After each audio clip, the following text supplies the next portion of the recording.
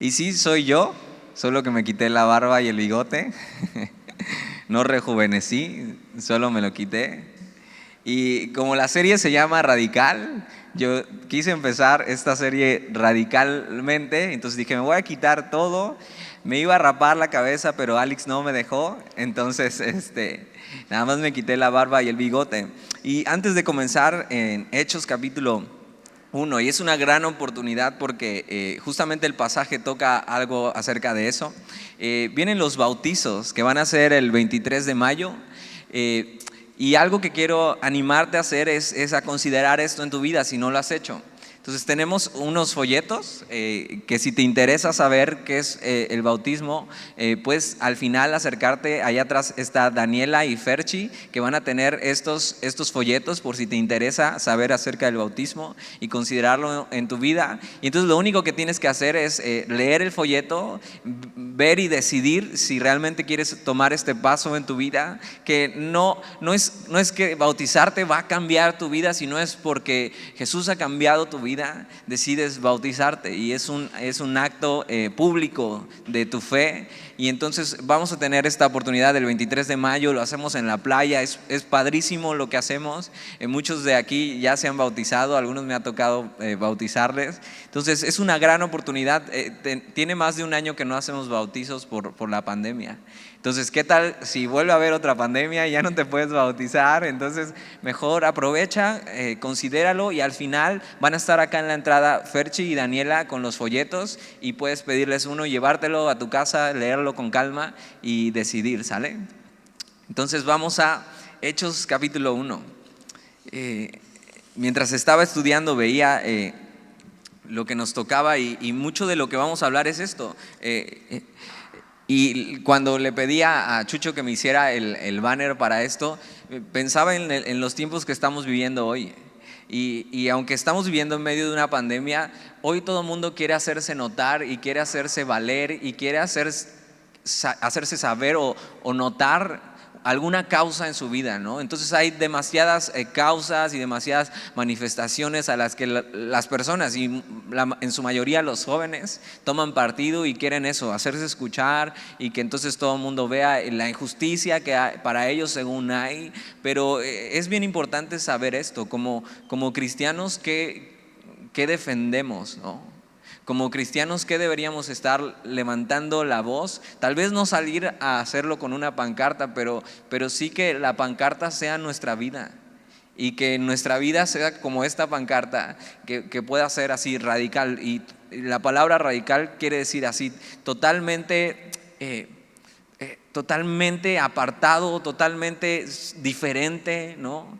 Esta idea de que el mundo nos está queriendo vender hoy en día a la juventud, de un falso moralismo y una falsa piedad y una falsa justicia. Y debemos tener cuidado con lo que estamos viendo y escuchando. Nuestra única pancarta debería ser el evangelio y eso, ser radicales en eso y no ceder en lo que hemos creído, sino abrazar eso y no dejar que este mundo nos mueva. Entonces, pensando en estas cosas y cómo se ve el cristianismo, ¿no? Posiblemente tú no tienes ningún ejemplo, tal vez en tu casa, de cómo se ve a alguien que es cristiano, ¿no? Y a veces tenemos falsas ideas de lo que es el cristianismo y algunos piensan, bueno, pues ser cristiano es no fumar, no tomar, no ir a antros que ahorita ni creo que hasta están cerrados, no hacer ciertas cosas. Pero el cristianismo no se trata de no hacer ciertas cosas, ¿no? Ni siquiera se trata de ser una buena persona, ¿no? Ni siquiera se trata de hacer cosas buenas, sino el cristianismo se trata de seguir lo que Jesús nos ha enseñado. Y el libro de Hechos es precisamente eso, es el manual para la iglesia. El libro de Hechos es donde vemos un avivamiento en la iglesia del primer siglo y vamos a ver cómo se une la historia y Lucas, que es el escritor de Hechos, une el evangelio de Lucas, que lo vimos antes de Daniel, y une Hechos y es una misma historia. Y vamos a ver eso, ¿qué pasó en la iglesia del primer siglo? Tienes que saber que los discípulos que vieron a Jesús, que caminaron con Él, que estuvieron con Él todo ese tiempo, que lo vieron morir y lo vieron resucitar, ellos vivieron en esa época el evangelio de una manera radical, de verdad. Algo que ha estado sonando en mi cabeza mucho y lo había escuchado hace tiempo es que yo quiero ser como los discípulos de la primera generación, del primer siglo. Nos han vendido una idea de cómo se ve ser cristiano hoy en día, pero hoy en día es demasiado cómodo ser cristiano. Y digo, no, yo quiero ser como los discípulos de la primera generación, del primer siglo, totalmente radicales. Y vamos a ver cuál es su historia y vamos a ver por qué vivieron de tal manera. Vamos a ver que el libro de Hechos es una historia que hoy nos alcanza a ti y a mí. Es un movimiento que empezó Jesús con su vida, con su muerte y con su resurrección. Un movimiento que es más grande que tu vida y la mía. Y eso, que la única pancarta que tú y yo levantemos sea eso, una vida viviendo el evangelio de una manera radical. El libro de Hechos es un periodo de historia de más o menos de 30 años. Y entonces están registrados no todos los hechos que sucedieron, pero sí 30 años de historia de la iglesia, de cómo comenzó. Y entonces vas a encontrar que hay muchas cosas que no estamos haciendo como iglesia y que no estamos tomando en serio. Y entonces tenemos que ajustar eso en nuestra vida, nuestra manera de pensar y empezar a vivir de esta manera. Es un libro increíble y que podamos tú y yo ir caminando en esto e ir viéndonos aquí y anhelar esto. Yo quiero ser como esos discípulos del primer siglo, de la primera generación, con esta decisión radical de seguir a Jesús. ¿Y cómo se ve eso? Entonces mira lo que dice Hechos capítulo 1, versículo 1. En el primer tratado, oh Teófilo, hablé acerca de todas las cosas que Jesús comenzó a hacer y a enseñar. Si tú estudiaste Lucas con nosotros, te acuerdas que el libro de Lucas comienza Lucas escribiendo diciendo: oh excelentísimo Teófilo, quiero ponerte todas estas cosas en orden. Entonces al mismo Teófilo que le escribe el libro de Lucas, es el mismo Teófilo al que le está escribiendo el libro de Hechos. Es más, estos dos libros eran un solo libro, un solo apartado, y eran 2 volúmenes, el Evangelio y Hechos de los Apóstoles. Y el libro de Hechos es totalmente indispensable en la vida del cristiano. Fíjate que cómo hubiera sido si solamente hubiéramos tenido el Evangelio de Lucas o el Evangelio de Juan, que es el último, y no hubiera habido 30 años de historia en la Biblia hasta que de repente saliera un tal Pablo, ¿no?, que empezó a plantar iglesias y entonces no entenderíamos cómo fue la historia y no entenderíamos cómo se ve ser iglesia. Y tú y yo podemos vivir caminando con este libro y viendo cómo se ve eso, cómo se ve ser un discípulo, y va totalmente ligado incluso a lo que estamos estudiando en domingo, que es el Evangelio de Mateo. Entonces nos vamos a unir en esto y ver cómo se ve el Evangelio, lo que hizo Jesús y cómo se ven las personas. Y entonces Lucas lo que hace es unir esto, y es el mismo escrito, y lo que escribe es esto, la unión y la continuación del Evangelio de Lucas. Y fíjate lo que escribió en el apartado pasado es eso, lo que Jesús comenzó a hacer y a enseñar, o sea, la obra de Jesús. Y aunque vamos a ver aquí la ascensión de Jesús y Jesús se va, pero la obra, la enseñanza de Jesús sigue hasta el día de hoy. Algunos comentaristas dicen que este libro no se ha terminado de escribir. ¿Por qué? Porque la iglesia sigue hasta el día de hoy. Por supuesto, ya no hay nada más que agregarle a la Biblia, sino que la historia de los hechos de los apóstoles o de los discípulos o de los seguidores de Cristo sigue hasta el día de hoy. Y hoy tú y yo estamos aquí y esta historia nos alcanza. Y quiero recordarte quién era Lucas, por si no te acuerdas. Lucas no sabemos muchas cosas de él, pero hay cosas que sí sabemos. Lucas era un médico Pablo lo describe como el médico amado. No solo eso, sino era un gran investigador. O sea, Lucas no caminó con Jesús, no lo vio posiblemente, pero Lucas lo que hace es hacer una profunda investigación, y como un gran periodista a lo que se dedica es a ir con las personas que de primera fuente vieron y escucharon a Jesús. Y hace una gran investigación en el Evangelio de Lucas y hace una gran investigación en el libro de Hechos. Otra cosa importante es que Lucas no era judío, sino que era gentil. Y eso le da mucho más peso a esto. Un gentil, médico, y si sabes, un médico, podíamos ponerlo con alguien de la ciencia, alguien que piensa mucho, que investiga mucho, que razona mucho. No es alguien que se deja llevar por cuentos, sino es alguien que ha creído en Jesús, aún sin haberle visto. Y entonces él lo que se dedica a hacer es investigar e ir a la primera fuente, a las personas que le vieron y caminaron con él. Y entonces aquí tienes el Evangelio de Lucas y el libro de Hechos. Y este médico, investigador, gentil, se dedicó a eso, a indagar la verdad de estos hechos, para escribirle a este gran Teófilo, que no sabemos ni quién es. Teófilo se puede traducir como el amado de Dios o el que ama a Dios. Algunos dicen que ni siquiera es un nombre, sino un título. Y si es un título, entonces ahí nos encierra a nosotros, los amados por Dios. Entonces Lucas está escribiendo eso para eso, los que somos amados por Dios, o los que amamos a Dios.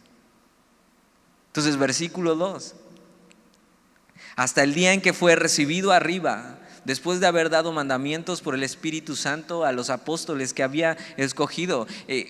Lucas nos va a narrar y va a unir con lo que terminó el libro de Lucas, que es la ascensión de Jesús, y nos nombra esto, el Espíritu Santo. Y el Espíritu Santo es algo que vas a estar escuchando constantemente en el libro de Hechos, y vamos a ver por qué. Entonces el ministerio de Jesús no termina cuando Jesús se va, sino que le dice que les da mandamientos por el Espíritu Santo a los apóstoles que había escogido. O sea, que quiere decir que Jesús se va, vamos a ver que deja el Espíritu Santo y les da mandamientos a sus apóstoles, a los que ha escogido, para que su obra continúe. Y entonces ahí nos vemos incluidos, y su obra continúa a través de nosotros hoy. Ahora, como vamos a estar hablando mucho acerca del Espíritu Santo, te voy a ir dando pequeños datos de lo que la Biblia nos enseña que es el Espíritu Santo.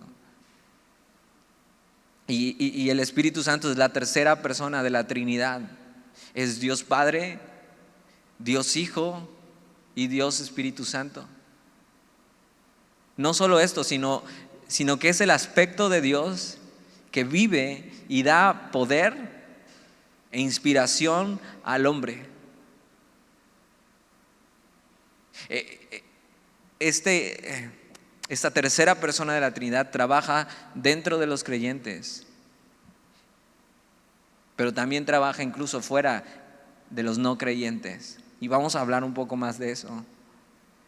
Versículo 3: a quienes también, después de haber padecido, se presentó vivo con muchas pruebas indubitables. Esta palabra, pruebas indubitables, son pruebas que se pueden comprobar, pruebas demostrables. Y entonces lo que pasa después de la resurrección de Jesús es que con pruebas comprobables la gente vio que Jesús había resucitado. Y dice eso: a quienes también después de haber padecido se presentó vivo con muchas pruebas indubitables, apareciéndoseles durante 40 días y hablándoles acerca del reino de Dios. Ahora piensa en esto.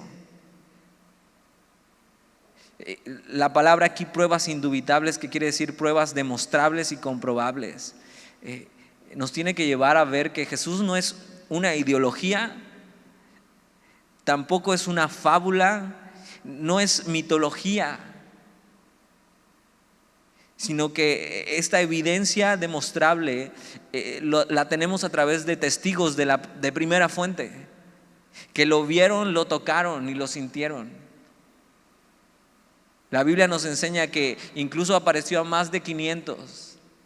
Y algunos dicen, bueno, esto puede, si lo ves así, esto puede haber sido algo como que llaman histeria colectiva, ¿no? Entonces alguien dijo, ahí está, y entonces todos vieron cosas, o no sé, algunos piensan, no, pues igual, como de repente salen las noticias, en un árbol apareció como una imagen, y entonces, ¿has visto algún reportaje de eso? No, y apareció algo ahí, y dices, ni tiene forma, ellos le dieron forma en su propia mente. Es como cuando ves una nube en el cielo.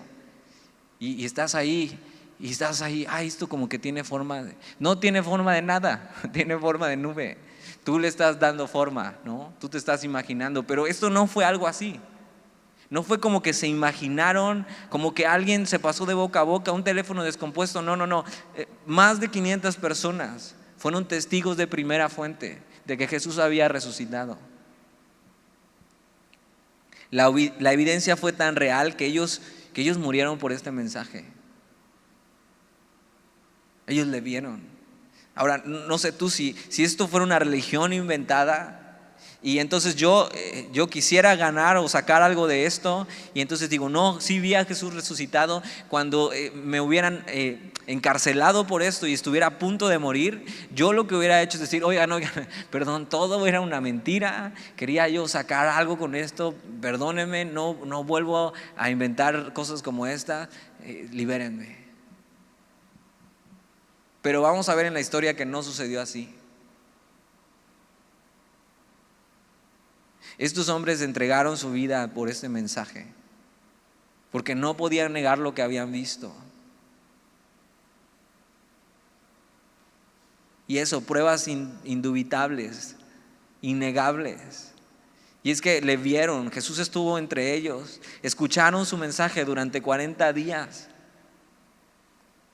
No estaban paranoicos, no fue un sueño, ni el intento de levantar una organización religiosa, porque tienes que saber que hacer esto en estos tiempos les causó muchísimos problemas. No había dinero detrás de esto, sino al contrario, les causó que fueran perseguidos y muertos, muchos de ellos.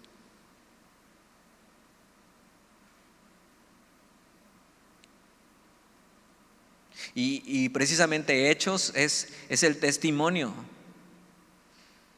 de hombres y mujeres que dan fe y legalidad a estos hechos. Y entonces en este tiempo Lucas podía ir con personas que no que su abuelita les contó, sino personas que le vieron de primera fuente, e entrevistarlos y decir, oye, ¿y cómo fue? Cuéntame. Muchos de los testimonios que tenemos en el Evangelio de Lucas, por lo que vemos, es que incluso Lucas fue con la misma María y la entrevistó, y entonces María le dio datos que solo ella podía saber.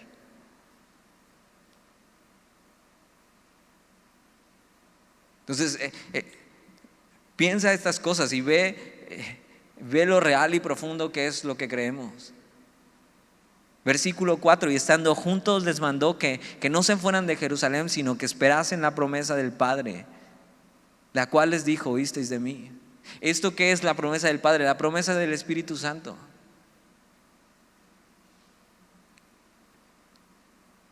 Es la promesa que les había dado el Padre, pero ahora también es la promesa que les había dado el Hijo. Y de repente aquí ves a la Trinidad unida, la promesa del Padre también dada por el Hijo, y esa promesa es el Espíritu Santo.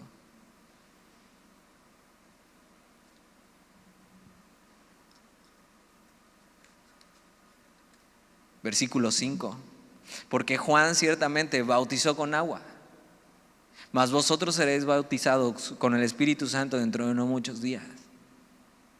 Y habla del bautismo. ¿Y de qué Juan está hablando? De Juan el Bautista, y lo vimos en Lucas. Juan el Bautista, lo que hacía y lo que Jesús dice es que no ha habido ningún profeta tan grande como este hombre. ¿Te acuerdas cómo era? Era cero fashion, o sea, él vestía con piel de camello. Su dieta era langostas, pero no langostas de mar, sino grillos con miel. Entonces imagínate esto, ahora que me quité la barba, pues ya no tengo migajas después de comer ni nada, pero imagínate a este hombre comiendo langostas, barbón, no se cortaba el cabello ni la barba porque tenía este voto, y entonces comía langostas y con miel, y obviamente la miel se le pegaba y las patitas de la langosta. Entonces si querías saludar de beso a Juan el Bautista, ibas a sentir las patitas de la langosta ahí. O sea, un hombre totalmente diferente, que no le importaba la fama de este mundo, que no le importaba el qué dirán, sino le importaba hacer la obra que Dios le había encomendado. Y la obra que Dios le había encomendado era que fuera como un pregonero delante diciendo: arrepiéntanse, porque el reino de Dios se ha acercado. Y entonces iba y su mensaje era eso, iba con los fariseos, con los religiosos, y les gritaba: generación de víboras, arrepiéntanse. Y entonces Juan los bautizaba, y por eso te digo que íbamos a hablar un poco del bautismo. Y el bautismo de Juan era en agua, y era para arrepentimiento de pecados. Entonces lo que hacía, y la palabra bautizo significa sumergirse.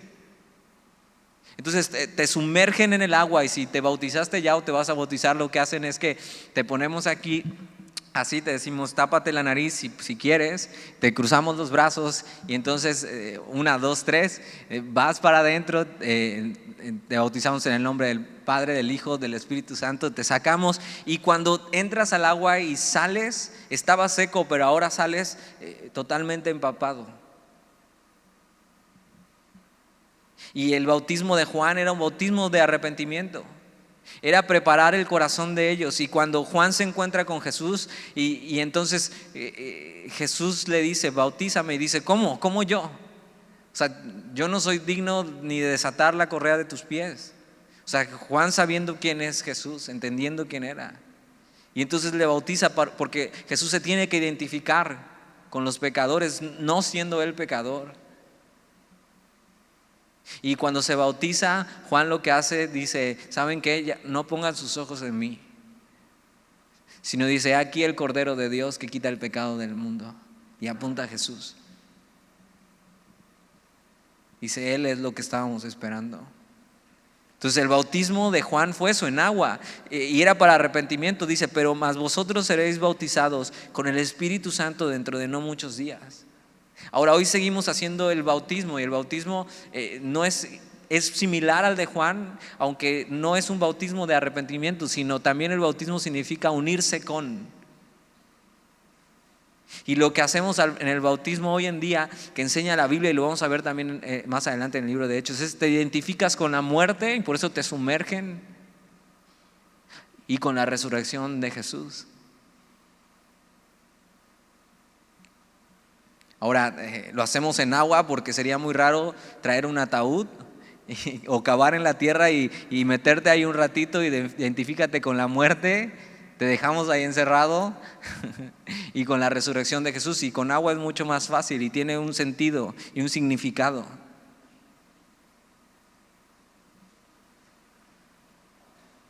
Pero lo que les dice es: mas vosotros seréis bautizados, sumergidos con el Espíritu Santo dentro de no muchos días. Y entonces, teniendo esta imagen de lo que te dije del bautismo, entonces, ¿qué será ser bautizados por el Espíritu Santo o con el Espíritu Santo? Y entonces la imagen del bautismo es muy gráfica: ser sumergidos y salir empapados, escurriendo.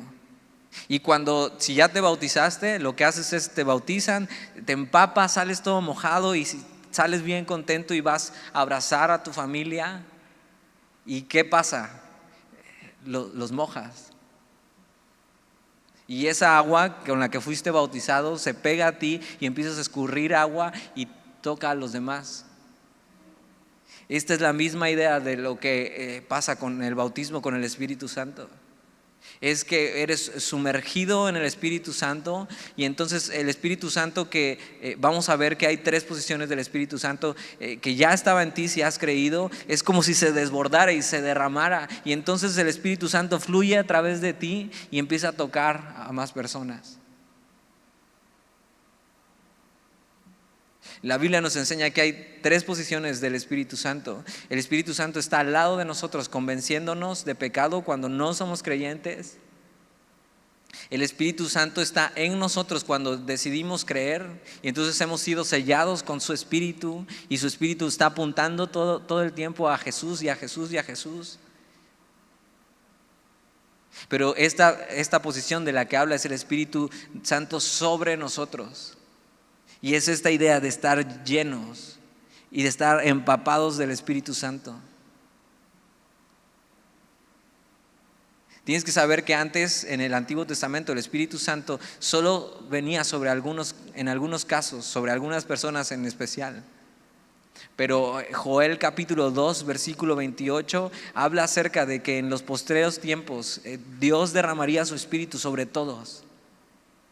Y es algo a lo que tú y yo, si hemos creído en Jesús, tenemos acceso. Y es eso, la llenura del Espíritu Santo o el bautismo del Espíritu Santo es una promesa para nosotros. Y es algo muy importante en la vida del cristiano. Es la manera en que el poder de Dios en su Espíritu nos llena, pero no solo nos llena, sino se desborda en nosotros y entonces fluye para otras personas, impactar la vida de otras personas. Ahora, ¿cómo se ve esto? Lo vamos a ver en el libro de Hechos. Suena muy místico, pero es mucho más práctico de lo que parece. Versículo 6.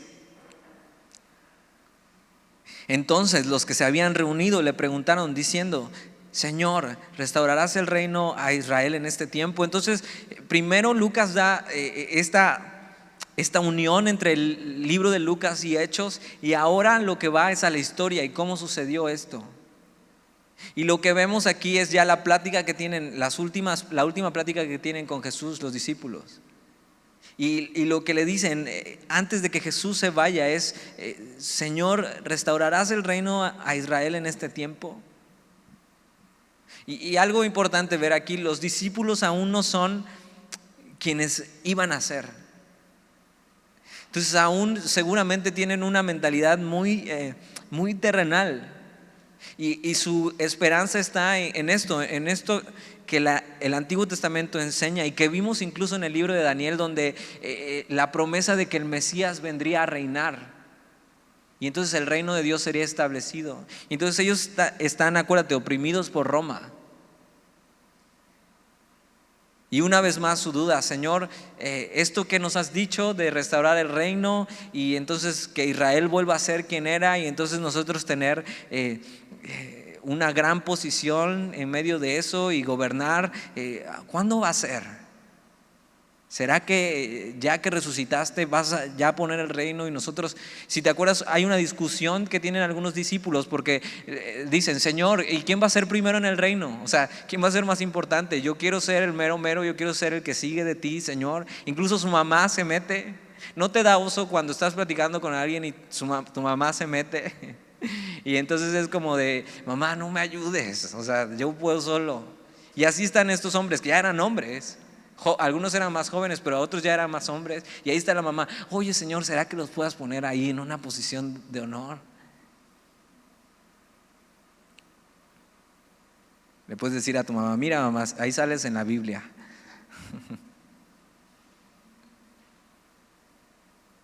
Y entonces vemos que ellos tenían esta idea. Tenían falsas esperanzas de lo que era el reino de Dios. Tenían una expectativa terrenal del reino de Dios. Y es muy importante también que pienses: ¿cuáles son las esperanzas que tienes en Jesús? ¿Qué esperas de ser cristiano? ¿Dónde está tu mirada? Muchos vienen a Jesús con motivaciones equivocadas. Jesús es mucho más que una solución a tus problemas del aquí y del ahora. ¿Qué era lo que ellos estaban diciendo? Señor, ¿será que ya nos vas a sacar de esto?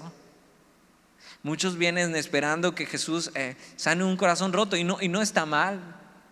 Muchos vienen esperando que Jesús les ayude en su problema económico. Muchos vienen esperando que Jesús les ayude en sus relaciones. Pero lo que va a enseñarnos el libro de Hechos es precisamente esto: ¿qué significa ser cristiano? Seguir a Jesús no es cómo me beneficio de esto, cómo me beneficio de que Jesús sea mi Señor, cómo me beneficio de ser cristiano. Bueno, pues ahora tengo paz, ya no tengo miedo a la muerte, eso espero el cielo, las recompensas, una vida próspera. El cristianismo no es cómo me beneficio de Jesús. Ahora, por supuesto que Jesús nos bendice y podemos contar con eso, con su cuidado. Pero el cristianismo no se trata de Jesús siendo un medio para alcanzar lo que yo quiero y lo que yo espero. Va mucho más allá de eso. Y ellos ven a Jesús como eso. Y sí, aún no son lo que deberían ser. Pero vamos a ver a estos hombres totalmente transformados en el libro de Hechos. Y tal vez si hoy tienes falsas esperanzas y falsas motivaciones en ser cristiano, eso puedes ver en medio del libro de Hechos e identificarte con los discípulos, pero tener la esperanza de eso, de que aún no eres lo que vas a llegar a ser en Jesús. Aún tu mente necesita ser renovada y transformada. Y estos hombres que no tenían nada en especial, nada de especial, son llenos del Espíritu y Dios les empieza a usar. Versículo 8, versículo 7. Y les dijo. Entonces esta pregunta es del reino, de cuándo vas a venir a reinar, cuándo va a ser el tiempo. Necesitamos saber porque ya queremos esto que nos has prometido, ya queremos lo que anhela nuestro corazón, ya queremos ser beneficiados por Jesús. Y les dijo: no os toca a vosotros saber los tiempos o las sazones que el Padre puso en su sola potestad. Y tienes que saber eso, hay cosas que no nos toca saber. Y lo vimos en Daniel, nos dicen muchos datos acerca de la segunda venida de Jesús y cuando establezca el reino, pero no nos dice cuándo.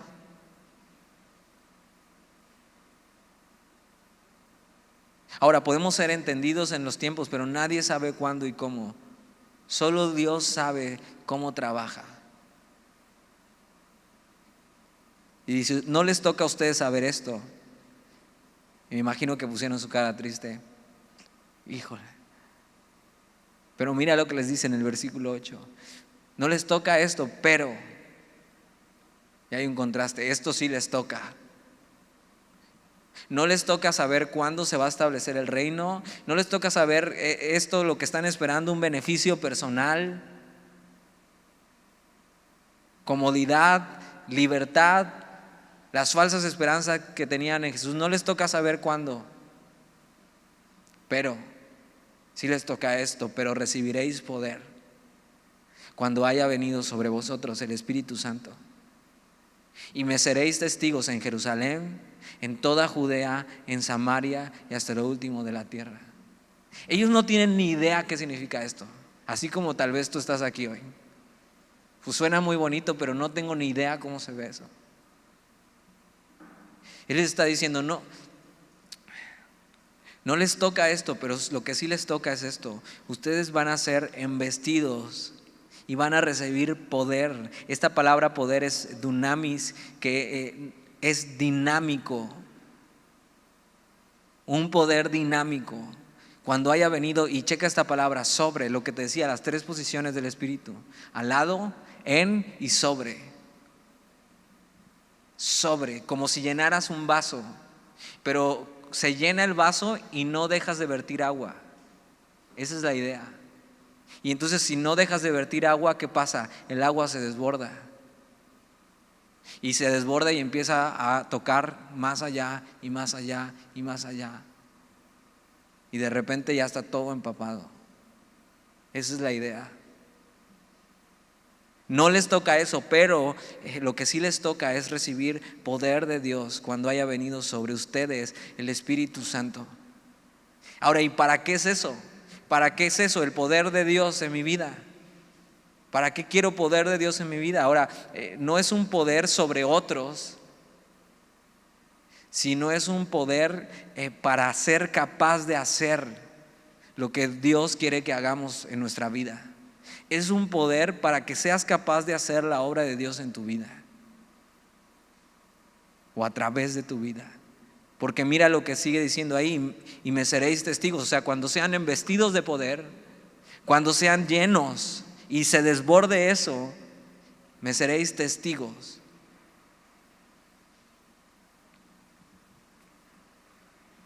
Dices, yo no quiero ser testigo. Esos visten de falda larga. La palabra aquí testigos es alguien que puede dar fe, pero no solo eso, sino un testigo eficaz. O sea, alguien que puede testificar y hablar y hacer eficazmente conforme a lo que Dios ha hecho o ha dicho. El resultado de este poder en nosotros es que podemos ser testigos eficaces de Jesús. Y el resultado en ellos es que van a ser testigos eficaces de Jesús por todo el lugar donde fueran. Si queremos ser testigos, necesitamos al Espíritu Santo. Y por supuesto que está hablando aquí de evangelismo, de hablar a otras personas de quién es Jesús, pero va mucho más allá de eso. Va mucho más allá de hablarlo, sino va de un estilo de vida. Y tienes que saber que el evangelismo, el hablarle a otras personas de Jesús, no se logra con un gran programa de evangelismo o una organización que se dedica a evangelizar o un proyecto o un evento, sino se logra a través de la llenura del Espíritu Santo. Y entonces te puedes dar cuenta posiblemente que lo que le hace falta a tu vida para ser un testigo eficaz de Jesús es la llenura del Espíritu Santo.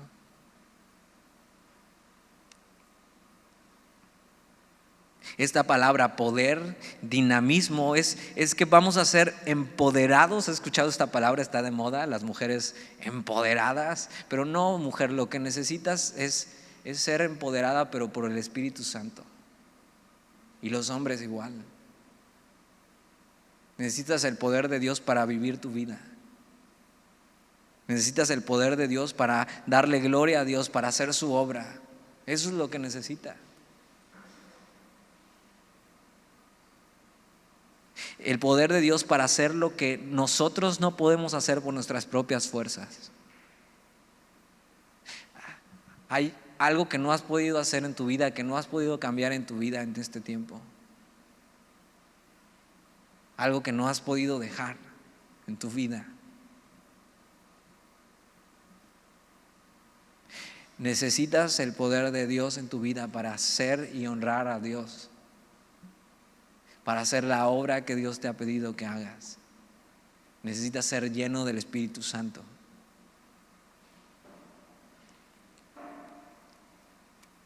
Jesús no solo nos ha salvado para que vayamos con Él al cielo y entonces le esperemos,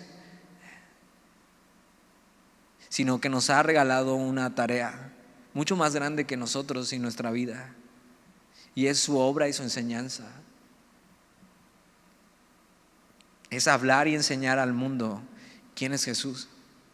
Y para eso necesitamos ser llenos del Espíritu.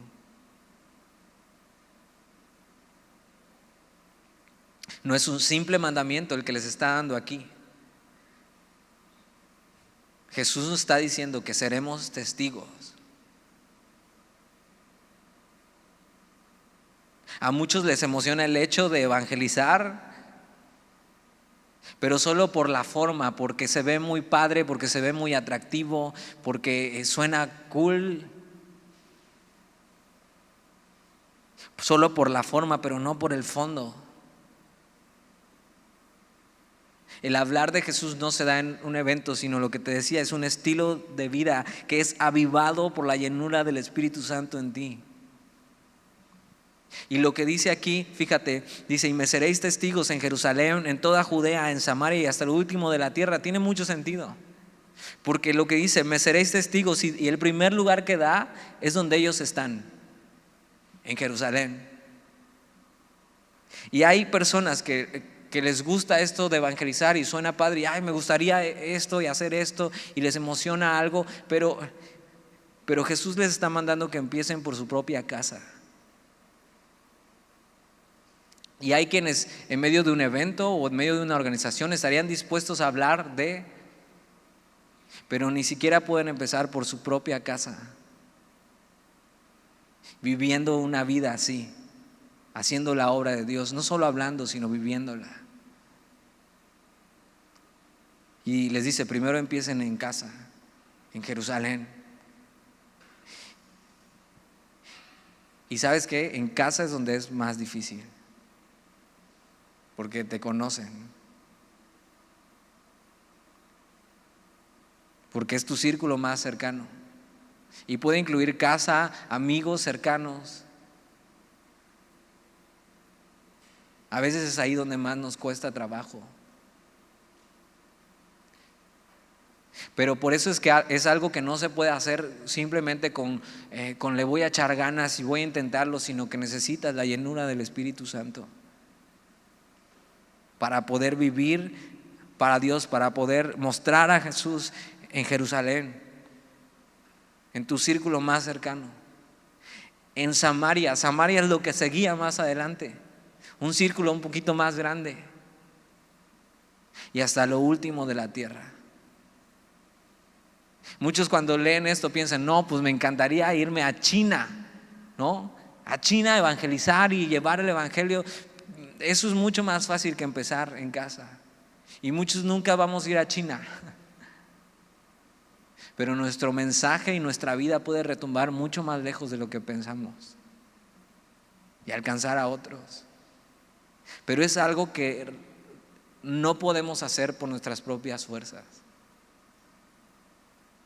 Necesitamos ser llenos del Espíritu Santo.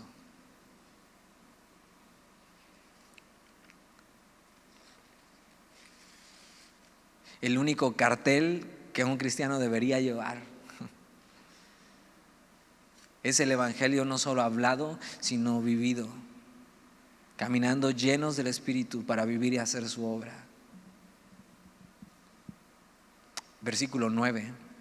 Y habiendo dicho estas cosas, viéndolo ellos, y está hablando de Jesús, fue alzado y le recibió una nube que le ocultó de sus ojos. Esto es la ascensión de Jesús. Y ellos están en el monte de los Olivos y están platicando con Jesús y le acaban de preguntar esto, y Jesús les dice, no les toca a ustedes saber eso, pero lo que sí les toca es eso, van a recibir poder y su vida va a cambiar. Y me van a ser testigos eficaces en todo el mundo de quién soy yo. Y están ahí con Jesús, y de repente Jesús, habiendo dicho estas cosas, viéndolo ellos, fíjate, por eso entregaron su vida. ¿Sabes? Todos los discípulos excepto Juan fueron mártires del evangelio. Juan fue el único que murió de anciano. Y habiendo dicho estas cosas, viéndolo ellos, fue alzado y le recibió una nube que le ocultó de sus ojos. Esto tiene todo el sentido. ¿Por qué? Porque Jesús pudo haber simplemente desaparecido, siendo Dios y ya con un cuerpo glorificado, pero lo que ven ellos tiene todo el sentido, porque ven que Jesús, quien saben vino del cielo, ahora lo ven irse directamente hacia el cielo y ser recibido. Y esto dice mucho, porque al ser recibido en el cielo quiere decir que ha sido enviado por Dios y que el sacrificio que Jesús ha hecho ha sido acepto por el Padre. Y entonces todas las cosas que les ha dicho que aún no logran entender por completo son ciertas.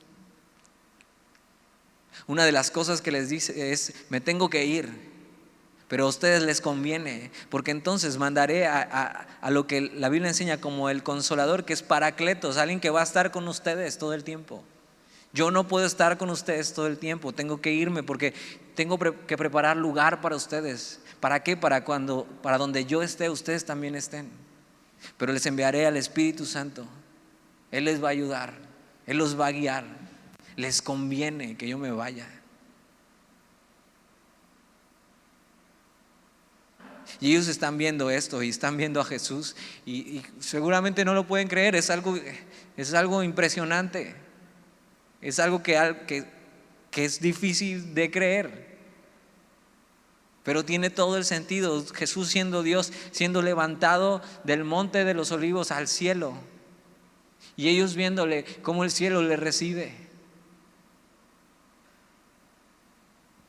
Versículo 10: y estando ellos con los ojos puestos en el cielo, entre tanto que él se iba, he aquí se pusieron junto a ellos dos varones con vestiduras blancas. Entonces fíjate, están embobados, no pueden creer lo que están viendo,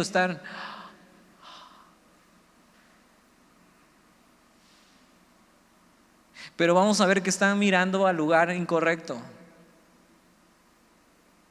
Ahora, por supuesto, está bien tener la mirada en Jesús, pero no solo debemos poner nuestra mirada en Jesús, sino en las cosas que Él nos ha encargado. Y ahí es donde tú y yo encontraremos propósito en nuestra vida. Y sí está bien eso, Dios nos ha dicho eso, nos ha salvado, un día estaremos con Él y entonces podemos vivir nuestro cristianismo así, esperando, y está bien, o sea, eso está bien, pero no en una espera así pasiva, sino una espera activa, haciendo lo que Dios nos ha pedido que hagamos, ser testigos eficaces de quién es Él. Tienes que saber que ser cristiano no es solo no pecar, no es solo no pensar en el cielo, o no es solo pensar en el cielo, sino mientras espero a Jesús, ¿qué hago? No es solo no hacer cosas malas, no solo es saber que Jesús nos ha salvado, que Él regresará, sino que es qué hago mientras y cómo cumplo el propósito de Dios en mi vida mientras estoy en esta tierra. Y entonces que vean sus obras y su enseñanza. Y mientras ellos están así,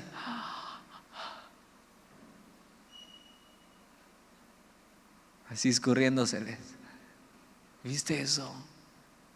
Dice que llegan dos varones con vestiduras blancas, seguramente ángeles, es la descripción que la Biblia da normalmente para los ángeles.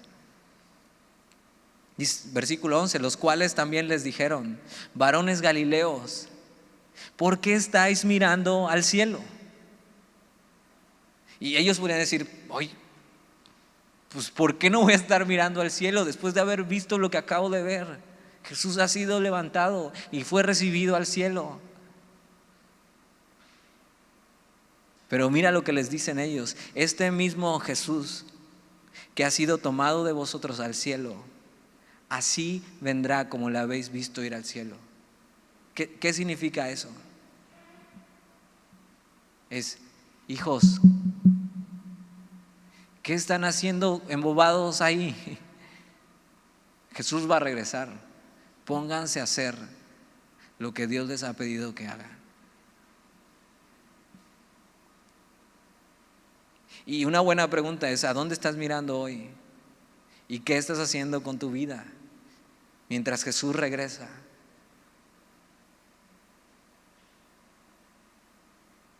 Y a lo mejor lo que necesitas es que como estos hombres, estas personas o estos ángeles vienen y les dicen: ¿qué estás haciendo? Pon tu mirada sí en Jesús, pero en las cosas que Él te ha pedido que hagas. Y lo que les había pedido que hagan es: esperen, no se vayan de Jerusalén, esperen la promesa del Padre y van a recibir poder de lo alto y van a ser testigos eficaces de Jesús. Y a lo mejor lo que necesitas hoy es eso. ¿Qué estás haciendo? ¿A dónde estás mirando? Porque mira, si entonces este mismo Jesús que ascendió va a regresar, entonces hay una urgencia por hacer lo que Él me ha pedido que haga.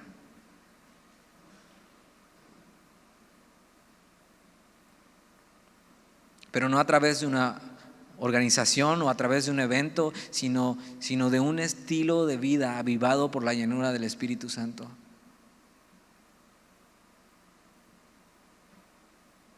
Y lo que te decía al principio, los discípulos no tienen ni idea de lo que va a pasar con ellos, de cómo sus vidas van a tocar otras vidas con el Evangelio. Y tú no tienes ni idea de lo que Dios puede hacer a través de ti. No por ti, no por tus habilidades. Estos hombres eran de lo más común, pero estos hombres llenos del Espíritu pudieron vivir vidas radicales y cumplieron el propósito que tenían en esta vida. Y hoy sus vidas nos alcanzan lo que ellos hicieron.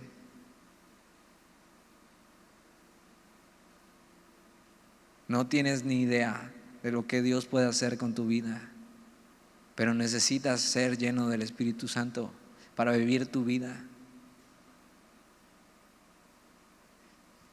Y sé que hay muchas dudas que tienes acerca de qué es esto y cómo se ve esto.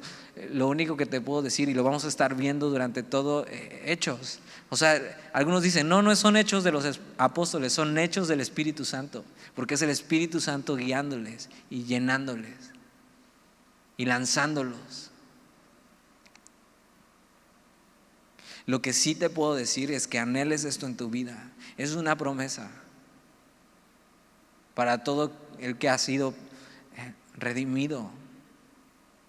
Dios quiere llenarte con su Espíritu y darte el poder para vivir una vida que impacte otras vidas.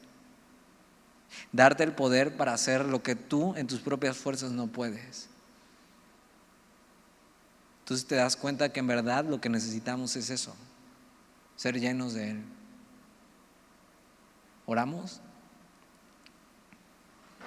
Señor, gracias por tu palabra.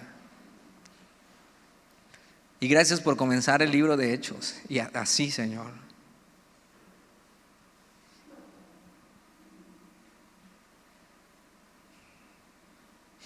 Y te pedimos que en medio de este estudio y en medio de la semana, nuestro corazón anhele eso, ser llenos de ti, Señor. Porque lo que necesitamos es esto, tú fluyendo en nosotros, Señor, para hacer lo que nosotros no podemos hacer. Así que hoy te pedimos, llénanos con tu Espíritu, Señor, para que podamos ser testigos eficaces de quién eres tú. Cumple tu propósito en nosotros, Señor. Queremos vivir para eso, para el propósito que hemos sido llamados. Entonces aquí estamos, Señor.